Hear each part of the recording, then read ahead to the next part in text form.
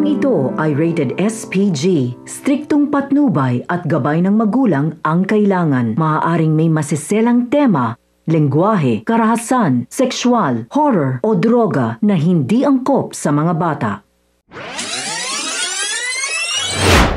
Isang mapagpalang araw mga kapamilya, welcome back. At narito ang mga dapat nating abangan sa FPJ's Batang Quiapo. Pero bago ang lahat, kung bago ka pa lamang dito sa aking channel, baka naman pwedeng makahingi ng isang like, share, at subscribe. Paano nga ba tuluyang makakatakas si Marites sa mga kamay ni Rigor? Simple lang. Ginamit ni Marites ang kanyang utak para mapaamo si Rigor, ngunit sa papaanong paraan kaya? Yan ang sabay-sabay nating alamin sa dulo ng bidyong ito. Nagsusumiklab sa galit si Rigor nang malaman niyang may nagpatakas kay Marites. Isa-isa niyang binugbog ang mga tambay sa bilyaran hanggang sa may umamin na. Dahil dito ay napilitang umamin ang isa at sinabi kung saan nagtatago si Marites. Hindi siya tumigil hanggat hindi niya nakuha ang sagot na gusto niya. Sa kabilang banda, nanaginip naman si Ramon at napansin ni Tanggol na tila balisa nga ito. Iginiit ni Ramon na kinakailangan na nilang mailigtas si Marites dahil malakas ang kanyang kutob na may masamang gagawin si Rigor. Agad naman sumang-ayon si Tanggol dahil kilala niya rin nga ang ligaw ng bitukan ni Rigor. Nila sa Quiapo ay agad nang napansin si Tanggol ng mga taga San Dimas at nilapitan niya si Berto. Sinabi niya dito na kaya sila naroon ay para iligtas ang kanyang nanay Tess.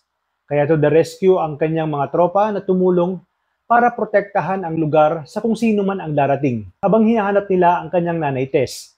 Habang si Rigor naman ay natunto na si Marites at walang pakundangan niyang sinampal ng kaliwat kanan itong si Marites na para bang wala ng bukas. Sinabayan niya pa ito ng pagbabanta na hindi na siya makikitang muli ni Ramon at Tanggol kahit kailan. Wala namang kaalam-alam si Tanggol sa labas na paulit-ulit na binubugbog ni Rigor ang kanyang nanay Tess. Hanggang sa hindi na nga makayanan ni Marites at kinuha niya ang isang patalim para maipagtanggol ang kanyang sarili. Sinabi niya kay Rigor na isa itong demonyo at walang awa. Ngunit pinagtawanan lamang siya ni Rigor at sinabi nito na mas masahol pa umano siya sa demonyo. Nakarinig naman ng ingay si Ramon at Tanggol. Nakutob nila ito ang kanyang nanay Tess. Ngunit huli na ang lahat dahil nawala na ng malay si Marites dahil sa malakas na suntok ni Rigor. At sakto din na may paparating na kapulisan kahit agad na natimbrihan si Tanggol at sumibat agad sa Quiapo. Ngunit papaano pa kaya makakatakas si Marites? Dito ginamit niya ang kanyang utak. Kilala niya si Rigor kaya nagpanggap siya na hindi na siya lalaban at para makasiguro umano itong si Rigor ay isama na nga lang siya nito sa lahat ng kanyang lakad kung saan napaisip naman si Rigor na may punto itong si Marites. Sa ganitong paraan umano, hindi na niya iniisip at maiiwan si Marites at wala na itong pagkakataong makatakas. Ngunit habang sila ay naglalakad ay nagkaroon ng diskusyon at kaguluhan sa Quiapo. Sakto rin na naroon sila. Kaya sinamantala ni Tess ang pagkakataon pang abala si Rigor para aregluhin ang kaguluhang ito. Dito agad siyang nakapuslit kay Rigor nang hindi nalalaman ni Rigor.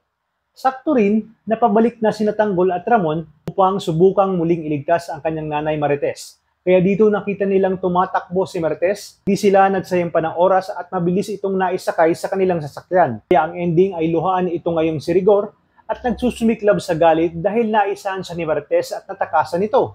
Kaya naman mga kapamilya, tuloy-tuloy ang pagsubaybay dito lang sa numero 1 teleserye ng Sambayanan, ang FPJ's Batang Quiapo. Maraming salamat sa inyong panonood at pagpalain tayong lahat, kapamilya.